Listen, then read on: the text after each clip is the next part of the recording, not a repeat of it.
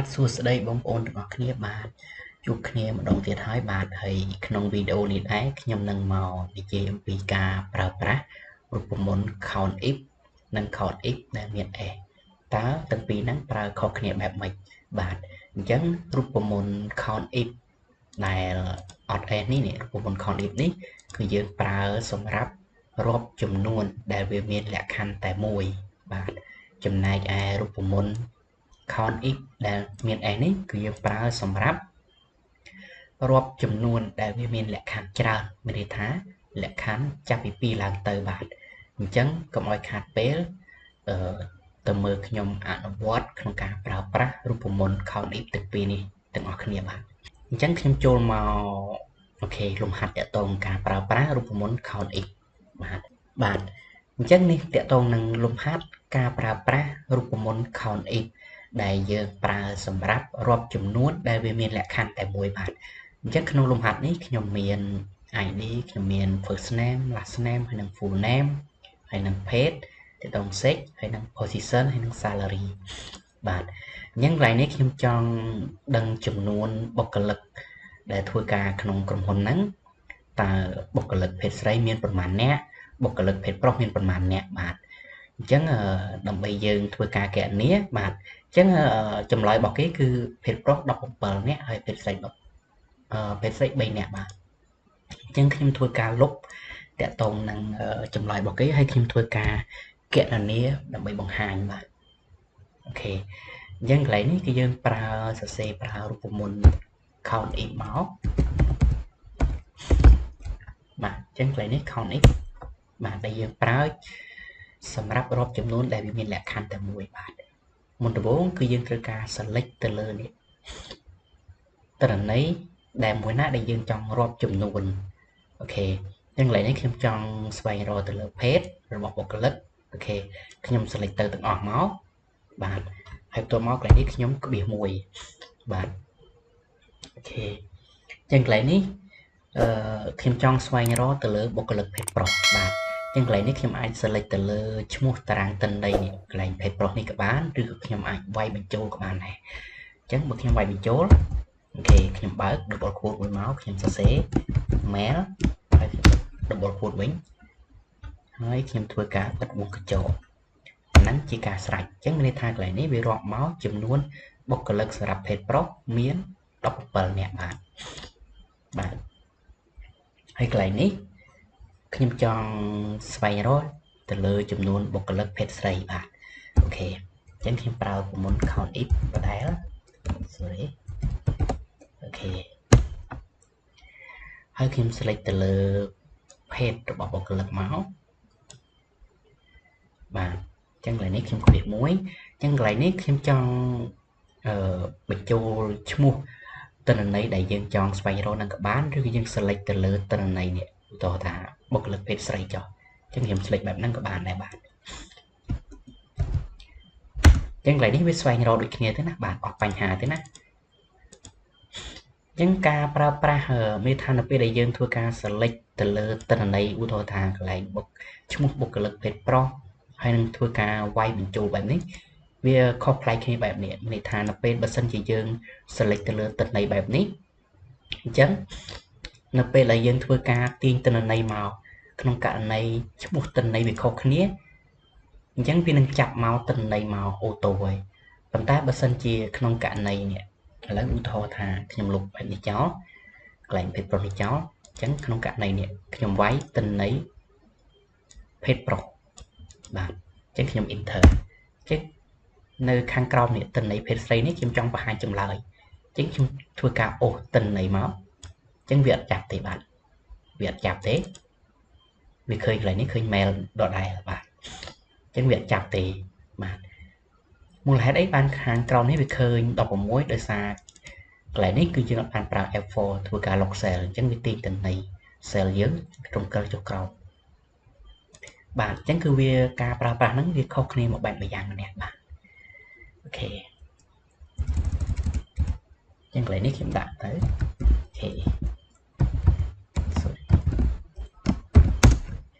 ូខេតែប៉ុណ្្នឹងមកជាការស្រេចអូខេអញ្ចឹងឃើញតែ3បាទឥឡូវយើងចូលទៅការប្រើប្រាស់ រូបមន្ត count if ដែលមាន s រូបមន្ត count if ដែលមាន s នេះគឺយើងប្រើសម្រាប់រាប់ចំនួនដែលវាមានលក្ខខណ្ឌច្រើនមានន័យថាចាប់ពី2ឡើងទៅបាទចឹងក្នុងលំហាត់នេះគឺខ្ញុំចង់ស្វែងរកចំនួនបុគ្គលិកមានថាទៅតាមភេទហើយនឹងតួនាទីដែរឧទាហរណ៍ថា position គេមានអីគេមាន director មាន deputy អញ្ចឹងទៅណាបាទអញ្ចឹងកន្លែងនេះខ្ញុំសរសេររូបមន្តនេះមក count if បាទមុនដំបូងកន្លែងនេះខ្ញុំចង់ស្វែងរកទៅលើតួនាទីមុនឬក៏ភេទមុនអញ្ចឹងគឺយើងអាចយើងចង់ស្វែងរកមួយណាមុនក៏បានដែរអត់បញ្ហាដែរបាទឲ្យតែយើងធ្វើទៅតាមលក្ខខណ្ឌគេអញ្ចឹងកន្លែងនេះខ្ញុំស្វែងរកទៅលើភេទមុនមកអូខេអញ្ចឹងកន្លែងនេះខ្ញុំធ្វើការចុច F4 មួយផងដើម្បីធ្វើការ lock cell ទិន្នន័យនៅពេលដែលយើងចង់ធ្វើការទាញទិន្នន័យនេះទិន្នន័យជួរនេះបង្ហាញនៅខាងក្រោមនេះដែរអញ្ចឹងពេលយើងធ្វើការ lock cell ទៅអញ្ចឹង cell វាអត់រំកិលមកក្រោមទេវាអត់បំលាស់ទីទេបាទអញ្ចឹងកន្លែងនេះខ្ញុំធ្វើការចុច key F4 មួយបាទអញ្ចឹងកន្លែងនេះខ្ញុំធ្វើការ comma មួយហើយកន្លែងនេះខ្ញុំចង់ស្វែងរកទៅលើបុគ្គលិកភេទប្រុសបាទអញ្ចឹងខ្ញុំបើក double quote មួយខ្ញុំសេ mail អូខេហើយខ្ញុំ comma មួយបាទហើយបន្តមកកន្លែងនេះខ្ញុំចង់ស្វែងរកទៅលើតួនាទីមួយទៀតបាទចង់ដឹងថាបុគ្គលិកភេទប្រុសតួនាទី director ហ្នឹងមានប្រមាណអ្នកអញ្ចឹងកន្លែងនេះខ្ញុំ select ទៅលើតួនាទីបាទទាំងអស់មកហើយយើងធ្វើការ F4 មួយដែរដើម្បីធ្វើការ lock cell របស់យើងអូខេបាទបន្ទាប់មកកន្លែងនេះខ្ញុំចង់ស្វែងរកទៅលើតួនាទី director អញ្ចឹងកន្លែងនេះខ្ញុំចង់វាយឈ្មោះចូលក៏បានដែរដែលយើងសរសេរក្នុង double quote ហ្នឹងក៏បានដែរប៉ុន្តែយើងត្រូវធ្វើវាម្ដងមួយខាងក្រោមនេះដោយសារឈ្មោះក្នុងទិន្នន័យនេះឧទាហរណ៍ថា director នេះអូខេអញ្ចឹងឈ្មោះក្នុងនេះគឺវាផ្សេងគ្នាឈ្មោះខាងក្រោមនេះផ្សេងទៀតអញ្ចឹងមានថាទិន្នន័យហ្នឹងវាខុសគ្នាអញ្ចឹងនៅពេលដែលយើងធ្វើការសរសេរឈ្មោះបែបនេះនៅពេលដែលយើងធ្វើការទាញទិន្នន័យមកអញ្ចឹងវាអត់ចាប់ director វាអត់ចាប់ឧទាហរណ៍តាក់ទងនឹង deputy ឬក៏ teacher អីទេអញ្ចឹងវាចាប់តែ director ទេអញ្ចឹងកន្លែងនេះបើសិនជាវាមានទិន្នន័យជួរច្រើនបែបនេះយើងគួរតែប្រើបែបនេះមកយើងគួរតែ select ទៅលើឈ្មោះទិន្នន័យដែលយើងចង់បានឧទាហរណ៍ថាកន្លែងនេះតាក់ទង position director អញ្ចឹងមកយើង select ទៅលើវាតែមួយអញ្ចឹងមកអញ្ចឹងកន្លែងនេះយើងមិនបាច់ lock cell ទេនៅពេលដែលយើងធ្វើការទាញទិន្នន័យមកឲ្យវារំកិល cell ទៅតាមទិន្នន័យដែលយើងបាន select លើបាទអញ្ចឹងកន្លែងនេះខ្ញុំបិទមុខកញ្ចក់មកបាទអូខេអញ្ចឹងកន្លែងនេះមានន័យថា director យើងគឺមានម្នាក់បាទអញ្ចឹងកន្លែងនេះខ្ញុំធ្វើការទាញទិន្នន័យមកអូខេអញ្ចឹងវានឹងចាប់យក deputy មានម្នាក់ teacher មាន2នាក់បាទអញ្ចឹងយើងចុចមើលក្នុង cloud cell នេះកន្លែង cell mail នេះបាទអញ្ចឹងយើងមើលនេះឃើញអត់ហើយកន្ទុយចុងក្រោយនេះឃើញវារំកិលអត់អញ្ចឹងវានឹងចាប់យកតាមលំដាប់ director deputy ហើយ teacher អីចឹងណាបាទ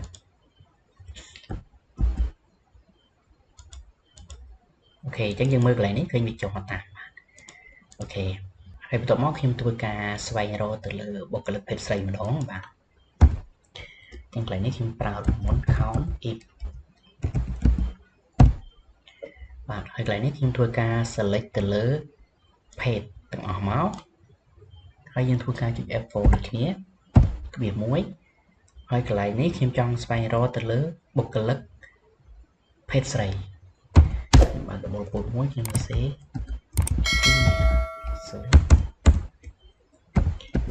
អូខេខ្ញុំបិទវិញបន្ទាប់មកខ្ញុំធ្វើការ comma មួយហើយបន្ទាប់មកខ្ញុំធ្វើការ select ទៅលើ position ទាំងអស់ទាក់ទងនឹងតួនាទីបាទខ្ញុំចុច F4 មួយអូខេហើយបន្ទាប់មកកន្លែងនេះខ្ញុំចង់ស្វែងរកទៅលើអីគេ director ថាភេទស្រីមានប្រមាណអ្នកបាទអញ្ចឹងយើង select មកអូខេហើយបិទពងកញ្ចក់មក ប៉ុណ្ណឹងជាការស្រេចអញ្ចឹងកន្លែងនេះមានន័យថាតកតងនឹងភេទស្រី director គឺអត់មានទេអូខេអញ្ចឹងខ្ញុំធ្វើការទាញទិន្នន័យវាអូខេអញ្ចឹងកន្លែងនេះអត់មានទេផ្សេងទៀតមានតែ accounting មានតែបុគ្គលិកភេទស្រីមានតែ3នាក់ទេបាទហើយក្នុងលំហាត់នេះដែរគឺមានតែប៉ុណ្ណឹងទេបាទអរគុណសម្រាប់ការតាមដានទស្សនាវីដេអូនេះពីដើមរហូតដល់ចប់ហើយបើសិនជាអ្នកទាំងអស់គ្នាមានចម្ងល់អ្វីអ្នកទាំងអស់គ្នាអាច comment នៅក្នុងវីដេអូបានខ្ញុំនឹងធ្វើការបកស្រាយជូនបាទ